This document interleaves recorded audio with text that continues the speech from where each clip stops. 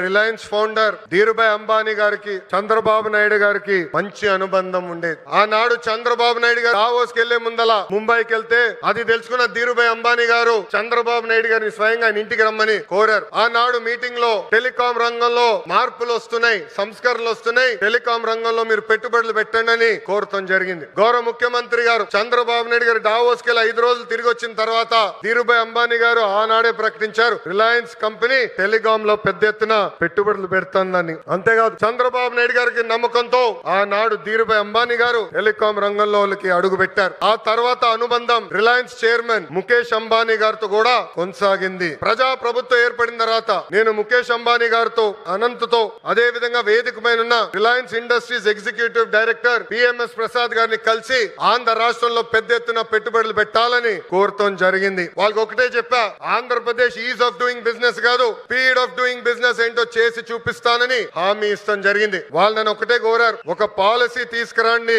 అని వాళ్ళు కోరితే నేను అనంతకు ఒక ప్రామిస్ చేశా, 21 రోజుల్లో ఇంటిగ్రేటెడ్ క్లీన్ ఎనర్జీ పాలసీ తీసుకొస్తానని చెప్తాం జరిగింది. వేదిక మీద ఉన్న గొట్టుపాటి రవి గారి నాయకత్వంలో విజయానంద్ గారు నేను అందరం కలిసి 30 రోజుల్లో ఈ పాలసీ తీసుకొస్తాం జరిగింది. పాలసీ తీసుకొచ్చిన తర్వాత నేను రవి అన్న కూర్చుని మొదటి 100 ప్లాంట్లు మన ప్రకాశం జిల్లాకి తీసుకురావాలని నిర్ణయిస్తాం జరిగింది. నేను చెప్పాను, పాదయాత్ర నాలో చాలా మార్పు తీసుకొచ్చిందని. నా ఇప్పుడు కూడా బాగా గుర్తు, ప్రతిరోజు 15 నుంచి 20 కిలోమీటర్లు నడిచి కరెక్ట్ గా 7:30-8 నైట్ హాల్ట్ వెళ్ళిన తర్వాత బూట్లు తీసేసి ఐస్ నీళ్ళలో కాలు పెట్టేవాడు. సరదాగా నాయకులందరం కూర్చుని మాట్లాడుకునే వాళ్ళం. దాంట్లో ఉగ్ర నరసింహారెడ్డి గారు కూడా ఉండేవారు. గంటల తరబడి మాట్లాడుకునే వాళ్ళం. మన ప్రాంతానికి ఏం మార్పు తీసుకురావాలని దానిపైన మేము చర్చించేవాళ్ళం. అప్పుడు ఆనాడే ఉగ్ర నరసింహారెడ్డి గారు నాకు చెప్పారు, మా ప్రాంతంలో వలసలుగా నిరుద్యోగ యువకులు, రైతులు ఇతర ప్రాంతానికి వెళ్తున్నారు, దానికి చెక్కు పెట్టాల్సిన బాధ్యత మన పైన ఉంది బాబు అని చెప్పారు. అది గుర్తు పెట్టుకుని నేను గొట్టిపాటి రవి గారు కలిసి